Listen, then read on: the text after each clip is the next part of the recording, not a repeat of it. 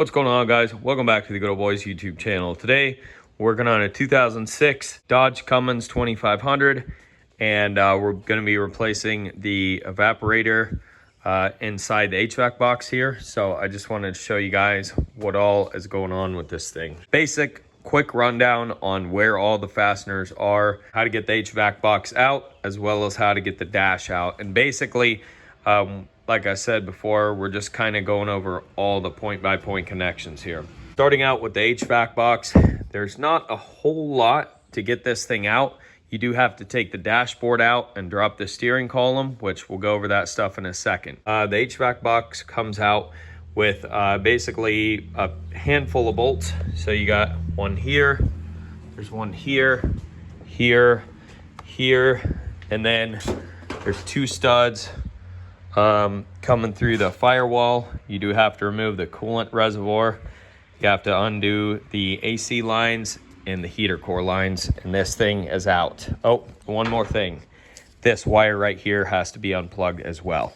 Get the actual box separated. Basically, you just have these Phillips head screws that go all the way around this thing, and all you're really doing here is following the wiring harness. And basically, it looks like the wire harness is going to stay on the top side of this thing when you pull it apart.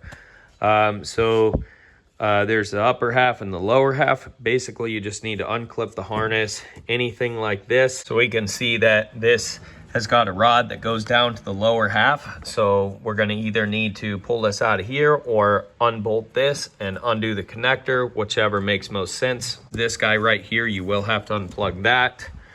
For the AC evaporator here, luckily this is not glued to the box, so we don't have to worry about that.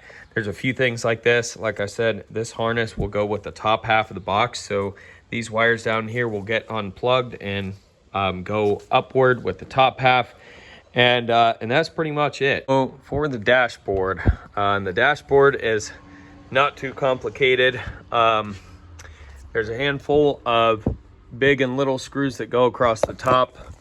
There's these pockets that look like these. They have 8mm bolts in them. There's 4 or 5 of those, and then there's two 10mm that go in the middle.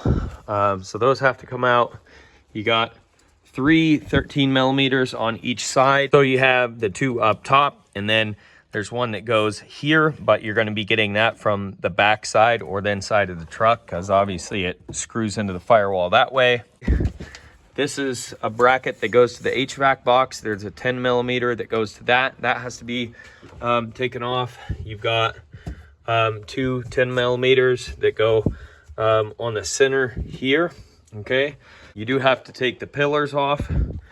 There's one connector up top on the passenger side, and then you have these 4 connections over here. So you have the antenna. There's this little yellow wire. There's this white connector and this gray connector. And you can see where they connect here. And this gray connector does go to the HVAC box. In order to get access to some of this stuff, it does help to take some of the trim pieces off of the dashboard. For example, you can see I have the glove box out. One other thing I wanted to show you while we're over here is the shifter boot. So the shifter comes off with 2 13mm bolts here and here. This wiring harness goes all the way up in here. There's no connector. So basically you have to follow this wire all the way back under the center console. And I'm not even sure where the connector is, but I'm guessing it's somewhere under the center console. So most people just leave that alone. The center console in my truck was near impossible to get out. The bolts were way too tight. So anyways, there's a connector back in there somewhere if you want to completely take the dash out. But again, most people just kind of set it back like this, just enough so that you can get the HVAC box out of here. So here's the firewall. This is your coolant tank, and it removes with a couple 8mm bolts. It also helps to get the battery tray out of the way. And I've also got the fender liner out of here. So depending on how far apart you want to take it, it gets easier and easier. But basically your 2 bolts for The HVAC box are here and here. There are these other couple studs. I took the bolts off of them, but they don't need the bolts taken off. Those are just studs that are on the firewall. I thought they were part of the HVAC box, but they're not. Now we're onto the driver's side. Basically up top here, you gotta take the pillar handle off, and then you have two connectors here and here. This one needs unplugged, and they both need just pulled out one way or another. That's kind of what they look like, just a Christmas tree clip. Same thing over here. You guys can see this better. The little 8mm small screws, and then this is where the bigger 10mm bolts go. You got three 13mm bolts over here. The steering column does have to be taken down, so you have 4 bolts like this, as you can see, and then you have to unbolt the aluminum part of the steering column from the actual dashboard itself. So you have 2 of these guys, shiny 10mm bolts.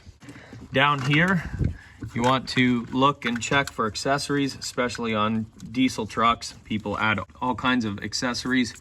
So anyways, basically you have 2 connectors, this white one here, and this big gray and yellow connector, and it unbolts with an 11. If you're planning on taking the dashboard all the way out, there are a handful of connectors that go to the steering column. You also have a connector that goes to the brake sensor, and this is the OBD2 port. So this actually plugs into the knee pan, which has to be removed in order to get the steering column out. Also on the driver's side here, you've got the parking brake release.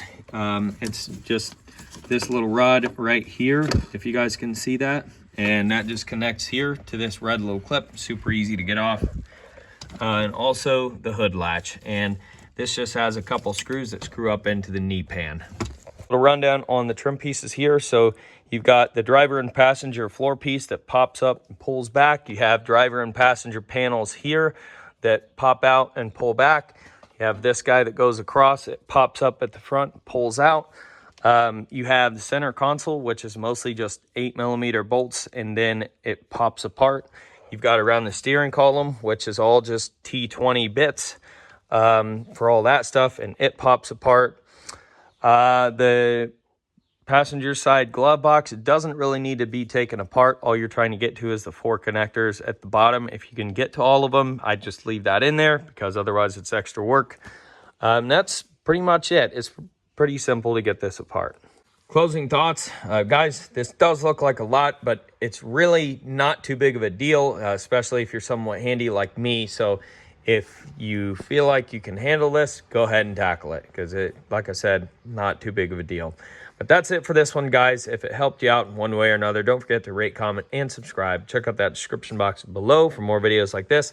We'll catch you guys on the next video. Peace.